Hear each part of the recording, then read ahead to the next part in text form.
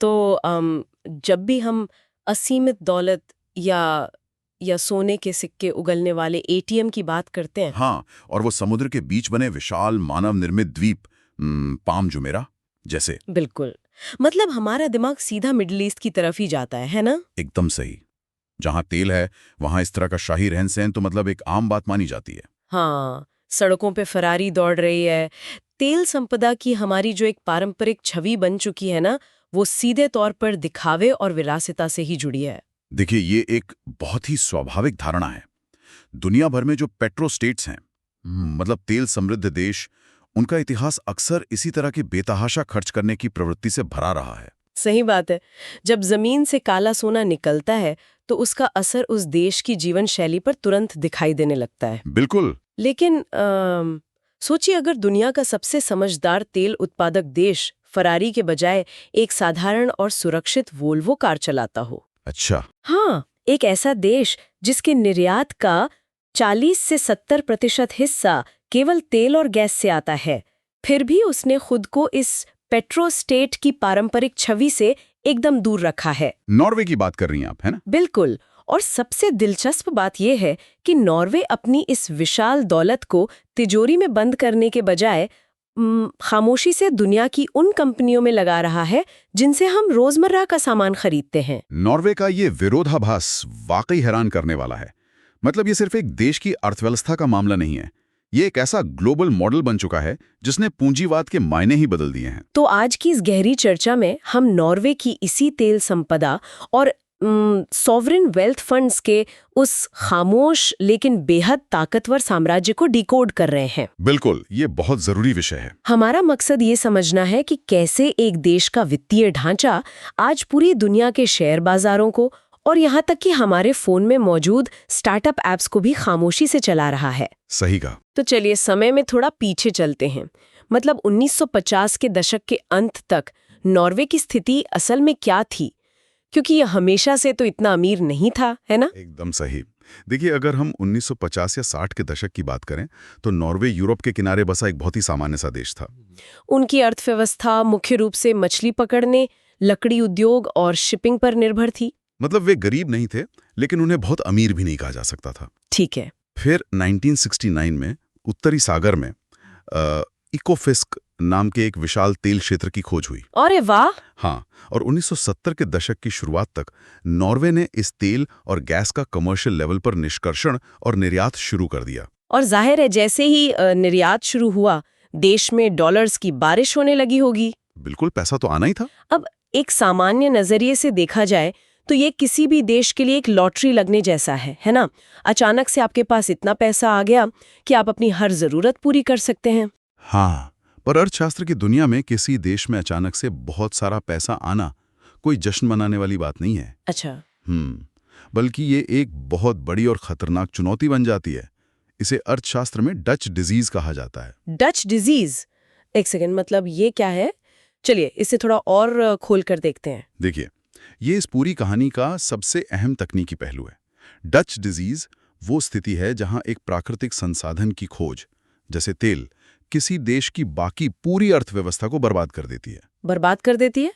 कैसे? सोचिए, अगर नॉर्वे की सरकार तेल से मिलने वाले उन अरबों डॉलर्स को सीधे अपनी घरेलू अर्थव्यवस्था में झोंक देती, तो क्या होता? नॉर्वे की मुद्रा यानी क्रोन की कीमत आसमान छूने लगती। ओहो, समझ गई। और अगर नॉर्वे की करेंसी इतनी महंगी हो जाती तो उनके बाकी उद्योग, जैसे उनका मछली पालन या लकड़ी का निर्यात, इंटरनेशनल मार्केट में इतने महंगे हो जाते कि कोई उन्हें खरीदता ही नहीं। बिल्कुल सटीक। और इसके अलावा देश के अंदर बेतहाशा पैसा आने से भयंकर महंगाई आ जाती। मतलब एक कप कॉफी की कीमत भी शायद $100 हो जाती। बाप रे! तो पैसा आना उनके लिए एक अच्छी समस्या तो थी, लेकिन थी तो समस्या ही। हाँ, और यहीं पर नॉर्वे की सरकार ने वो काम किया जो ज्यादातर सरकारें करने की हिम्मत नहीं जुटा पाती। मतलब उन्होंने क्या किया? उन्होंने एक बेहद सख्त लाइसेंसिंग और टैक्स ढांचा तैयार किया। उन्होंने तेल निकालने का जोखिम विदेशी और निजी कंपनियों को लेने दिया, लेकिन मुनाफे का 78% हिस्सा टैक्स के रूप में सीधे सरकार के खजाने में आने का नियम बनाया। 78%? ये तो बहुत बड़ा हिस्सा है। हाँ, लेकिन सबसे बड़ा फैसला ये था कि उन्होंने इस पैसे को घरेलू राजनीति चमकाने या मुफ्त की योजनाएं बांटने में खर्च नहीं किया। और मुझे लगता है यही वो बिंदु है जो नॉर्वे को बाकी दुनिया से अलग खड़ा करता है। बिल्कुल। मतलब एक राजनेता के लिए सबसे आसान काम होता है आज का पैसा आज ही खर्च करके चुनाव जीत लेना, लेकिन नॉर्वे ने ऐसा नहीं किया। नॉर्वे की संसद ने ये महसूस किया कि भाई तेल के कुएं एक न एक दिन सूख ही जाएंगे। सही बात है। ये ऐसा है जैसे किसी की लॉटरी लग जाए, लेकिन फरारी खरीदने के बजाय वो सारा पैसा अपने परपोतों के लिए फिक्स डिपॉजिट में डाल दें। हाँ बिल्कुल। अगर आज सारा पैसा उड़ा दिया तो भविष्य की पीढ़ियों के पास कुछ नहीं बचेगा। उन्होंने इसे एक एंडाउमेंट की तरह देखा जो हमेशा के लिए रिटर्न देती रहे। पर क्या सच में कोई सरकार इतना लंबा सोच सकती है कि आज का पैसा कल के लिए बचाए? यही तो इस कहानी का सबसे महत्वपूर्ण हिस्सा है, संसाधनों का सीमित होना और एक देश के रूप में इतनी लंबी अवधि की सोच रखना। इसी सोच के साथ 1990 में एक विशेष फंड की स्थापना की गई जिसे आज गवर्नमेंट पेंशन फंड ग्लोबल कहा जाता है, और 1996 में इसमें तेल के मुनाफे का पहला पैसा जमा किया गया। अच्छा, तो इस फंड का नाम पेंशन फंड है, तो क्या इसका पेंशन से कोई लेना देना है? नहीं, इस फंड का नाम भले ही पेंशन फंड है, लेकिन इसका पारंपरिक पेंशन से कोई सीधा लेना देना नहीं है। ओके। यह असल में देश की भविष्य की सुरक्षा का एक विशाल खाता है, और उन्होंने तय किया कि इस फंड का पैसा नॉर्वे के अंदर निवेश नहीं किया जाएगा, ताकि डच डिजीज से बचा जा सके। एकदम सही। सारा का सारा पैसा नॉर्वे के बाहर विदेशी बाजारों में लगाया जाएगा। अब यहाँ से कहानी एक नया और बेहद रोमांचक मोड़ लेती है। बिल्कुल। क्योंकि जब हम फंड शब्द सुनते हैं तो दिमाग में किसी तिजोरी या बैंक खाते की तस्वीर आती है जहाँ पैसा चुपचाप पड़ा है। हाँ, ज्यादातर लोग यही सोचते हैं। लेकिन नॉर्वे का ये फंड किसी स्थिर तिजोरी जैसा बिल्कुल नहीं है। ये एक बेहद आक्रामक, सक्रिय और कैलकुलेटेड निवेश मशीन है ना? जी हाँ, ये बिल्कुल एक विशालकाय म्यूचुअल फंड की तरह काम करता है जो दुनिया भर के स्टॉक बाजारों, बॉन्ड्स और रियल एस्टेट में पैसा लगाता है। और मुझे लगता है किसी भी विश्व स्तरीय निवेश फर्म की तरह इसके पास अपनी एक पूरी फौज होगी। बिल्कुल। दुनिया भर की अर्थव्यवस्थाओं पर नजर रखने वाले टॉप एनालिस्ट्स, ऑडिटर्स और फंड मैनेजर्स की टीम है जो ये तय करती हैं कि कौन सी कंपनी भविष्य में अच्छा प्रदर्शन करेगी। लेकिन एक आम म्यूचुअल फंड और नॉर्वे के इस फंड में एक बहुत बुनियादी अंतर है। हाँ, और वो अंतर बहुत विशाल है। वो अंतर ये है कि इस फंड का सिर्फ और सिर्फ एक ही क्लाइंट है, स्वयं नॉर्वे की सरकार और वहाँ के नागरिक। सही कहा। आम म्यूचुअल फंड्स में लाखों रिटेल निवेशक होते हैं, लेकिन यहाँ कोई आम आदमी अपना पैसा सीधे जमा नहीं कर सकता। और क्या आपको पता है इस इकलौते क्लाइंट का पोर्टफोलियो आज कितना बड़ा हो चुका है? यह आंकड़ा सच में दिमाग सुन कर देने वाला है। $1.5 ट्रिलियन। उफ, $1.5 ट्रिलियन, यानी 1500 अरब डॉलर। देखिए, ये संख्या इतनी बड़ी है कि इसे समझना थोड़ा मुश्किल हो सकता है। इसे परिप्रेक्ष्य में रखने के लिए किसी बड़े फंड से इसकी तुलना करनी पड़ेगी। बिल्कुल। संदर्भ के लिए अगर हम भारत की बात करें तो हमारी सबसे बड़ी mutual fund company SBI mutual fund है। वो करीब $86 बिलियन की संपत्ति संभालती है। अब $86 बिलियन बहुत बड़ी रकम है ना? बिल्कुल। लेकिन उसके मुकाबले नॉर्वे का फंड $1500 बिलियन का है। मतलब अगर SBI म्यूचुअल फंड एक छोटी नाव है तो नॉर्वे का फंड एक पूरा एयरक्राफ्ट कैरियर है। ये बहुत ही सटीक तुलना है। और ये फंड 70 से अधिक देशों की 8,500 से अधिक कंपनियों में निवेशित है। बाप रे, 8,500 कंपनियां। हाँ, और यहाँ जो सबसे दिलचस्प बात है वो ये है कि असली ताकत केवल पैसा होने में नहीं है। तो किस चीज में है? असली ताकत है कंपाउंडिंग में। अगर हम इस $1500 बिलियन के विशालकाय पहाड़ को ध्यान से देखें ना, तो इसमें से आधे से भी कम हिस्सा असल में तेल बेचकर कमाए गए मुनाफे का है। एक सेकंड रुकिए, मतलब इस 1500 ट्रिलियन का आधा हिस्सा तेल बेचकर नहीं आया? नहीं। तो फिर बाकी का पैसा कहाँ से पैदा हुआ? बाकी का सारा पैसा विशुद्ध रूप से निवेश से मिले रिटर्न और कंपाउंडिंग का नतीजा है। अरे वाह! जब आप इतने बड़े पैमाने पर दुनिया की सबसे बेहतरीन कंपनियों के शेयर खरीदते हैं तो आपको उनके मुनाफे का हिस्सा डिविडेंड के रूप में मिलता है और शेयरों की कीमत भी बढ़ती है। समझ गई। इस फंड ने इतना शानदार प्रदर्शन किया है कि केवल पिछले 1 साल में ही इसने $213 बिलियन का शुद्ध मुनाफा कमाया है। Oh my God! आज ये फंड विश्व के सभी शेयर बाजारों में सूचीबद्ध कुल शेयरों का लगभग 1.5% हिस्सा अकेले ही नियंत्रित करता है। मतलब दुनिया भर की हर 100 कंपनियों में से लगभग 1.5 कंपनी का मालिक अकेले नॉर्वे है। बिल्कुल। और इसी निवेश की बदौलत आज नॉर्वे का तेल का पैसा दुनिया भर की अर्थव्यवस्थाओं के पहियों को घुमा रहा है। एक आंकड़ा जिसने मुझे सच में चौंका दिया वो ये है कि नॉर्वे के इस फंड में से लगभग $22 बिलियन केवल भारत में निवेशित है। जी हाँ, भारत उनके लिए एक बहुत बड़ा बाजार है। लेकिन जाहिर है इस सफलता को देखकर दुनिया के बाकी देश चुप तो नहीं बैठे होंगे, उन्होंने भी तो कुछ किया होगा। बिल्कुल नहीं। नॉर्वे ने यह साबित कर दिया कि प्राकृतिक संसाधनों को भविष्य की पूंजी में कैसे बदला जाता है। जिन सरकारों के पास भारी व्यापार अधिशेष था या तेल का अकूत भंडार था, उन्होंने तुरंत इस मॉडल को अपनाया और यहीं से सॉवरेन वेल्थ फंड्स की एक पूरी नई दुनिया का जन्म हुआ। सॉवरेन वेल्थ फंड्स मतलब सरकारों के अपने म्यूचुअल फंड्स? हाँ, नॉर्वे भले ही सबसे बड़ा हो, लेकिन आज दुनिया भर में कई ऐसे खामोश दिग्गज काम कर रहे हैं। अगर हम कुछ प्रमुख नामों पर नजर डालें तो अबू धाबी के फंड के पास $800 बिलियन से अधिक की संपत्ति है। बिल्कुल। चीन के पास $1.3 ट्रिलियन से अधिक, कुवैत के पास $900 बिलियन से अधिक और सिंगापुर के पास भी $700 बिलियन से ऊपर के विशाल फंड हैं। यहाँ तक कि सऊदी अरब, हांगकांग, ओमान और अमेरिका के अलास्का राज्य के पास भी अपने सॉवरेन वेल्थ फंड हैं। ये तो बहुत लंबी लिस्ट है। हाँ, हम अक्सर शेयर बाजार की खबरों में विदेशी संस्थागत निवेशकों या FIIs के बारे में सुनते हैं, है ना? हाँ, रोज न्यूज में आता है कि FIIs ने इतनी खरीदारी की या बिकवाली की। एक आम निवेशक यही सोचता है कि ये वॉल स्ट्रीट के हेज फंड्स या बड़े बैंक होंगे। लेकिन एक सामान्य हेज फंड और इन सॉवरेन वेल्थ फंड्स के काम करने के तरीके में जमीन आसमान का अंतर है, खासकर उनके निवेश के नजरिए को लेकर। और वो अंतर समय सीमा का है ना। मतलब एक वॉल स्ट्रीट हेज फंड को हर तिमाही में अपने क्लाइंट्स को मुनाफा दिखाना होता है। बिल्कुल। अगर बाजार गिरता है तो क्लाइंट घबराकर अपना पैसा निकालने लगते हैं। हाँ, लेकिन इन सॉवरेन फंड्स के पास तो ऐसा कोई दबाव नहीं होता होगा। एकदम सही। नॉर्वे या सिंगापुर के वेल्थ फंड का नजरिया 3 महीने का नहीं बल्कि 50 या 100 साल का होता है। 100 साल? हाँ, उनके क्लाइंट्स घबराकर रातों रात पैसा नहीं निकाल सकते क्योंकि उनका क्लाइंट तो खुद सरकार है। सही बात है। इसी वजह से वे बहुत लंबे समय तक किसी भी शेयर या प्रोजेक्ट में टिके रह सकते हैं।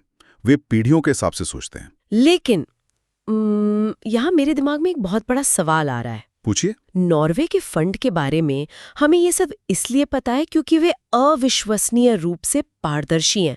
उनके वेबसाइट पर जाकर हम सब कुछ देख सकते हैं। हाँ, उनकी सारी जानकारी पब्लिक है। लेकिन अगर हम ग्लोबल डेटा को देखें तो कई देशों के फंड्स, खासकर मिडिल ईस्ट या चीन के फंड्स, अपनी होल्डिंग्स को छुपाते हैं। वो तो पारदर्शी नहीं है। आप बिल्कुल सही कह रही हैं, और ये एक बहुत बड़ी प्रणालीगत चिंता का विषय है ना? जब पारदर्शिता नहीं होती है तो ये पता लगाना लगभग असंभव हो जाता है कि बाजार में असल में किस सरकार का कितना पैसा लगा हुआ है और उनके निवेश का असली मकसद क्या है, ये भी तो नहीं पता चलता। बिल्कुल। कुछ फंड्स का स्पष्ट लक्ष्य केवल वित्तीय रिटर्न कमाना होता है, लेकिन कुछ रणनीतिक रूप से महत्वपूर्ण सेक्टर्स जैसे कि टेक स्टॉक्स या रिन्यूएबल एनर्जी में अपनी पकड़ मजबूत कर रहे हैं। तो अगर मैं इस बात को एक कदम और आगे ले जाऊं, अगर इन फंड्स के पास इतना सारा पैसा है तो क्या ये जब चाहें तब पूरे शेयर बाजार को ऊपर या नीचे नहीं कर सकते? आपका मतलब मार्केट मैनिपुलेशन? हाँ, मतलब इतने बड़े पैमाने पर निवेश तो पूरे सिस्टम को हिला सकता है। अगर कोई फंड अचानक से $50 बिलियन निकाल ले तो पूरे बाजार में भूचाल आ जाएगा। आपका ये तर्क बहुत मजबूत है और वित्तीय दुनिया में ये एक वैध चिंता मानी जाती है। सच में? ये फंड इतने विशाल हैं कि इनकी लिक्विडिटी बाजार को दिशा देने की ताकत रखती है।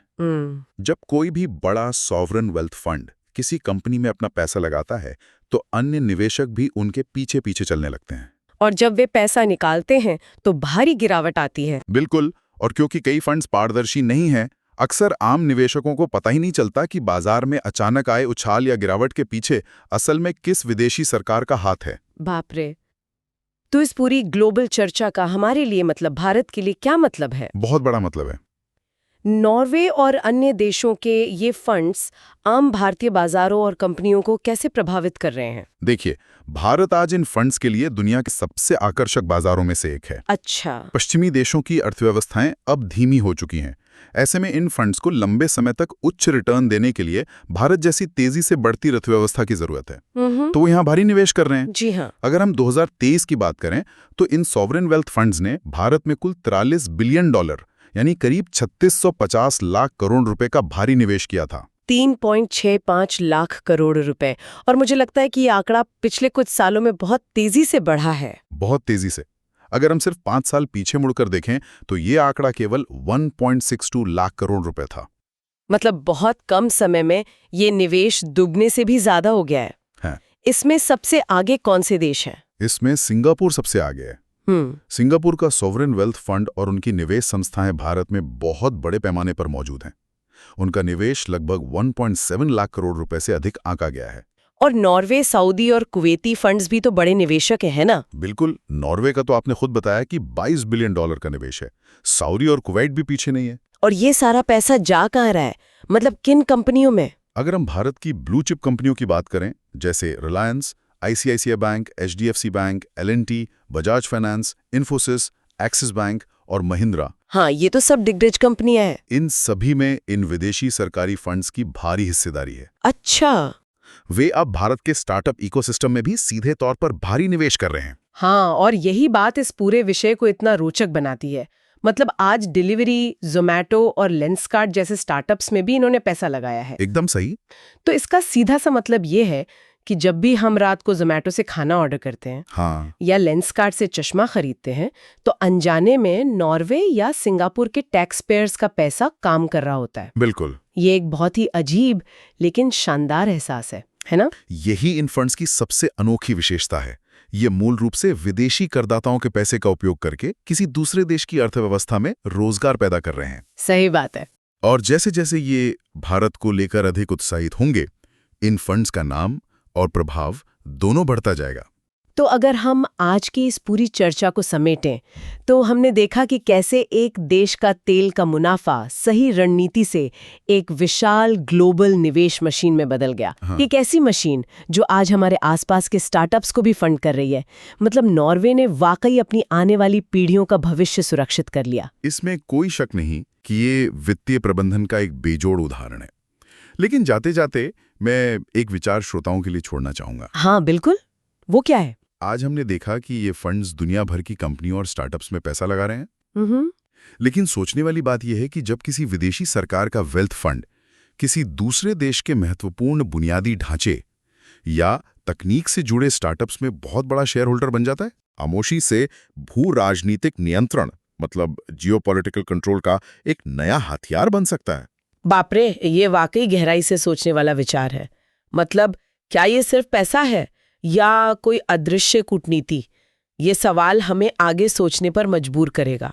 आज की इस चर्चा में जुड़ने के लिए बहुत बहुत शुक्रिया।